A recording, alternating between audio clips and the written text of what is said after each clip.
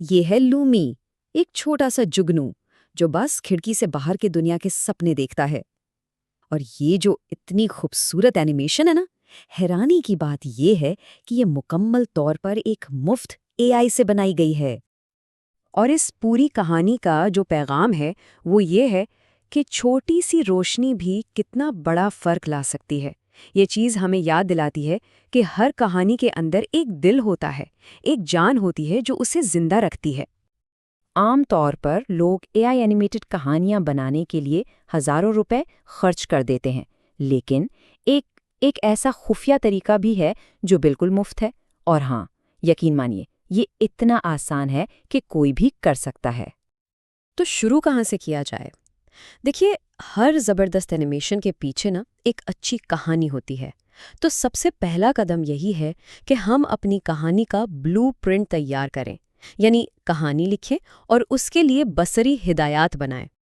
और ये पूरा अमल चैट जीपीटी जैसे किसी टूल से शुरू होता है।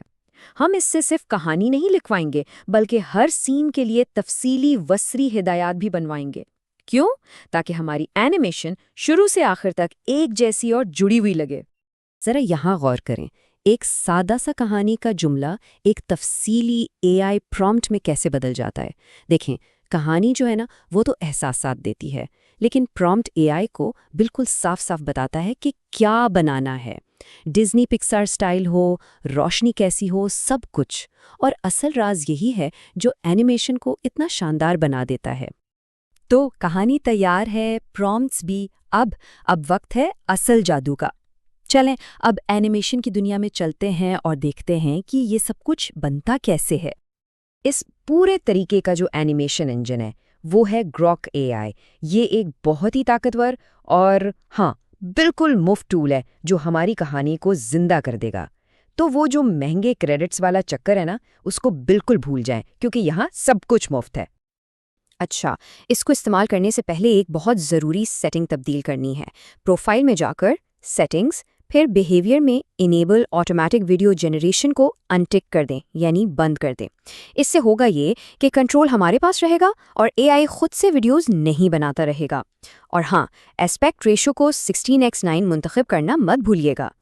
सब कुछ आसान लग रहा है, ठीक? लेकिन अब आता है सबसे बड़ा चैलेंज, अलग अलग क्लिप्स को एक हमवार बहती हुई कहानी में जोड़ा कैसे जाए। और इसका हल इतना सादा है कि हैरत होती है।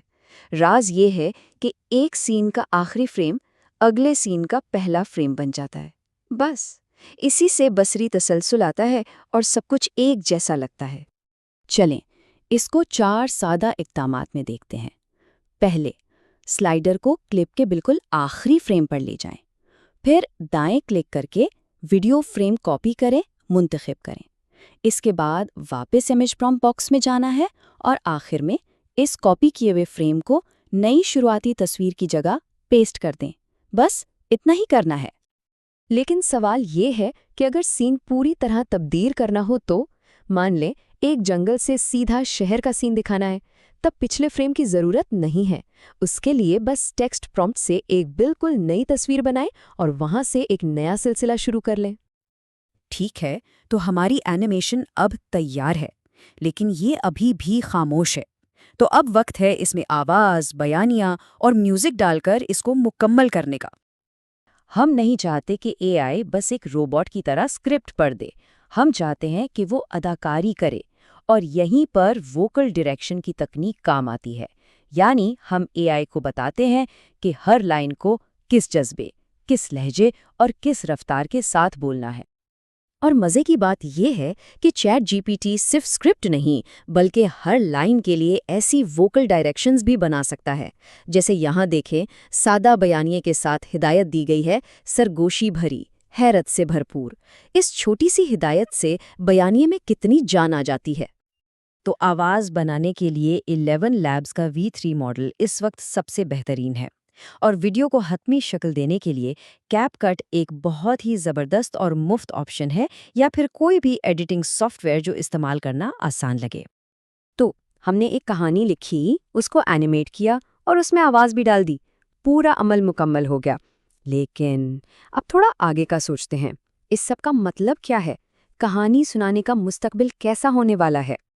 इसका सीधा सा मतलब ये है कि अब दिलचस्प तख्लीकी कहानियां सुनाने के लिए बड़े बड़े बजट की ज़रूरत नहीं रही। जिस काम के लिए कल तक पूरे के पूरे स्टूडियोज़ की ज़रूरत पड़ती थी, वो काम अब हर वो इंसान कर सकता है जिसके पास बस एक अच्छा आइडिया हो। टूल्स अब सबके पास हैं, तरीका भी सब जान चुके हैं। तो अब सवाल ये नहीं रहा कि कैसे बनाएं, बल्कि सवाल ये है कि क्या बनाएं। कौन सी नई दुनियाएं बनाई जाएंगी, किन किरदारों को जिंदा किया जाएगा। सवाल अब ये है कि अब कौन सी कहानियां सुनाई जाएंगी।